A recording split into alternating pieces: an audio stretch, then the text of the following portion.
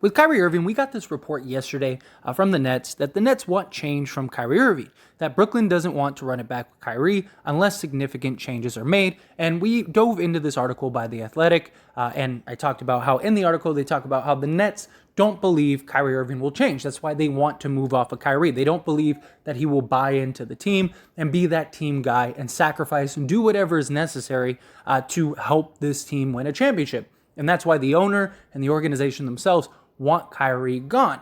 Now, I wanted to bring up this recent tweet that was from Kyrie Irving that I think is really interesting. Now, this could just be something that is being heavily looked into, but it's something that at least raises eyebrows. And it's very interesting that this was put out by Kyrie after this report came out a day later. But the first one is this. It is all one thing, but I just wanted to break it into two parts so that way it's easier for you to visualize. But from Kyrie Irving, it says, "I can't let him change me." And then there's these images, and then you fast forward to this one, and then it says, "Just doing what you want is so important. Doing what you feel is right."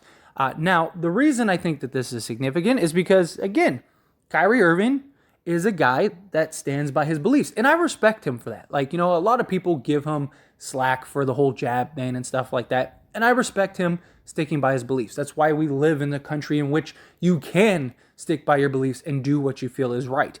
I do think that a lot of that was amplified due to Kyrie's antics over the years.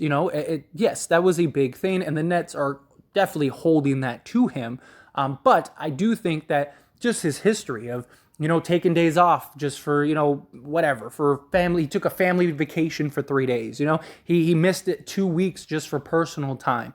He was showing up late to practice. The times that he did show up at all, because he was missing a bunch of practice. And, cue the Allen Iverson practice. We talking about practice. But in reality, those are the times that you build that chemistry with your team, that you are a player that's showing and leading, especially when you're the star on the team, right? And he had issues with Boston, he had issues with Cleveland, and now he's having issues with the Nets. And I think that it's more of you see this pattern, and then he does this with the whole jab thing, and it gets amplified. It gets blown up more where, he wasn't the only one that held to their beliefs for quite some time. I mean, he held out longer than anyone, but there were other players that were I don't want to do this. It's against my religion. It's against my beliefs. There even talks about, who was it? Otto Porter Jr., I believe. There were questions with him if he was going to do that because of his religious background and stuff. So I don't think it's just so much that Kyrie, he refused to do the jab thing. I think it's just, dude, you've played 90 games over 3 years. You spurned Boston and was just nothing but a headache over there in Boston. And then, you come here and you kind of just throw a wrench into everything. Regardless, it's going to be interesting to see what ends up developing and happening with Kyrie Irving, right? The Nets clearly seem to want to just move on and just end the Kyrie Irving experiment. Obviously, they're waiting to see what's going to happen with Kevin Durant. But if the Nets feel this strongly about it and Kyrie feels this strongly about it, I just don't see both sides coming to an agreement. And the problem is that the longer that the Nets draw this out, the worse return they're going to get. Because let's say that the Nets do start the season with Kyrie, right? And the Lakers go elsewhere. And let's say they make a trade for Buddy Hield and Miles Turner, right? Now what? If you're the Nets, nobody wanted Kyrie prior. Now you got to ride this out, or you're paying him to go home because he's just disrupting your team, or he's just so fed up that he just sits out the year. This is a guy in Kyrie Irving that will do whatever it takes that he believes. It doesn't matter what, maybe common logic or what fans or what anybody else thinks. Kyrie operates on how do I feel about the situation and what do I feel is best for me. And he's the type of guy that will sit out the entire year. And at that point, if you're the Nets, you're losing him for nothing. And the issue is the Nets cannot afford to lose him for nothing. Because if he leaves, they don't get $36 million to go get another star or other players. No, they're still cap strapped because you still have Ben Simmons on a max contract. You still have Kevin Durant on a max contract. You still have Joe Harris making 19 plus million a year. Plus, other guys that are on, multi-year deals and stuff, and guys that might opt in. And, no matter what, you're not going to be able to replace Kyrie Irving. And it's the Nets are going to end up painting themselves into a corner because all of the reports are just that the Nets don't want Kyrie. And now Kyrie's, showing face. And I see a lot of people are like, well, if it was going to happen, it would have happened, and this, that, and the other. Well, why, if that is true, right? You can make the argument for the other side. Like, if this wasn't a real possibility, and the Nets really didn't want to get rid of Kyrie Irving, with or without Kevin Durant, right? Then why haven't the Nets came out and said that? Like, look, whether we trade Kevin Durant or not, we're going to ride it out with Kyrie for another year. Just put an end to it. Or if they just came out and said, hey, we don't like what the Lakers are offering. The Lakers are the only team in the mix. And we just don't want to trade Kyrie Irving this year. We'd rather ride it out this season. All of this goes away. All of it. Even if Kevin Durant stays, like, are they really going to roll the dice with Kyrie Irving? And if it goes completely sideways, now they're done. They're stuck in the water because now they're losing Kyrie for nothing for sure. And they don't have money to replace him. And they don't have draft picks to go blow it all up and start all over. Where it's like, okay, at this point, let's just be done with this and move on, right? Trade Kevin Durant for the best package that is available right now. Trade Ben Simmons for the best package that is available right now. And let's just hit the reset button. Let's take. They can't do that. They don't, like the Houston Rockets own all of their draft picks. So no matter how you shake it, the Nets are stuck. Their hands are tied. And will the Nets play hardball and just say, we'll keep Kyrie? I mean, it's possible. I mean, they've made a lot of dumb decisions to begin with. And so it's just, but at some point, you have to, if you're the Nets, you have to realize, like, all right, enough is enough.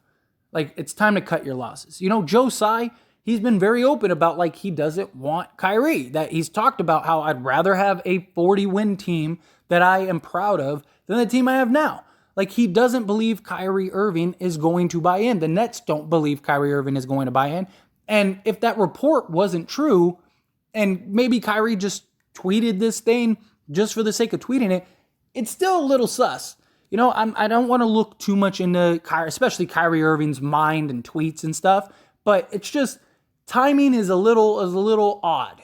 You have this report from The Atlantic, a very credible source, right, that says the Nets don't believe that Kyrie Irving is going to change, and that's why they want him gone. And then the next day, or literally the next morning, you hear the reports that Kyrie Irving, he does this. He leaves this tweet. And again, it could be nothing. It could be a big old nothing burger, or it could be something that is a very telling sign. And as always, I pass the question on to you. Let me know your thoughts and opinions down in the comment section below. What do you think? Do you think Kyrie Irving, like, this is just more evidence Kyrie is gone, that the Nets are going to get rid of him, that the Nets don't want Kyrie, and Kyrie doesn't want the Nets, all of that stuff. I mean, everything. And I mean, we see all the reports, even the reports of Kevin Durant not wanting Kyrie there, which I don't really blame him. It's like, dude, I came here for you. Like, I wanted to go to the Knicks or another place, like, but you wanted to go back home to Brooklyn. So I came to Brooklyn for you. I mean, it's odd that Kevin Durant goes and demands a trade right after Kyrie Irving, goes and opts into his contract. And many people, like, there was the report that was like, oh, well, if Kyrie didn't want to be in Brooklyn, he wouldn't have opted in. Right. So Kyrie's going to leave $30 million on the table instead of, do the deal and then get traded later. That's the whole thing. That is the modern NBA. Get your money now. Go get your money and then worry about it later. Same thing with Kevin Durant. Kevin Durant's got a 4-year contract, and he had no issue walking to Joe Tsai himself and saying, I want to be traded. I want you to trade me. And he hasn't let up since. The only difference is Kyrie's on an expiring contract, and you could lose him for nothing, where Kevin Durant's on a 4-year contract. So you have a lot more pull when it comes to Kevin Durant than you do with Kyrie Irving. Like, Kyrie Irving, you either lose him for nothing or you're in trouble. Because even let's say it does go well, right? Let's say Kyrie I don't think he's going to be a model citizen. I don't think he's going to do what he wants to do. But let's say Kyrie goes and he's like, I don't want to talk to anybody. I don't want to do anything. I'll show up. I'll come to work, and then I'm out. Just kind of goes, does his job, goes home, bothers nobody. You think that's a Kyrie that's going to be motivated to stay?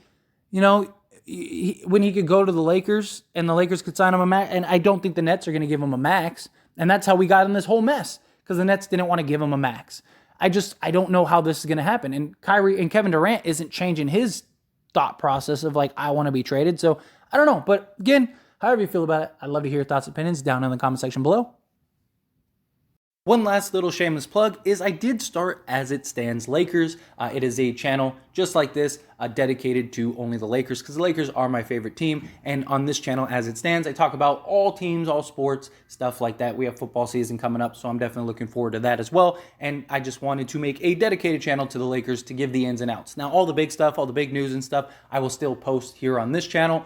But if you want all the ins and outs and just rumors and theories and just discussions just strictly on the Lakers, link down in the description or in the comment section. Go check out the channel, subscribe to the channel. I'd really appreciate it.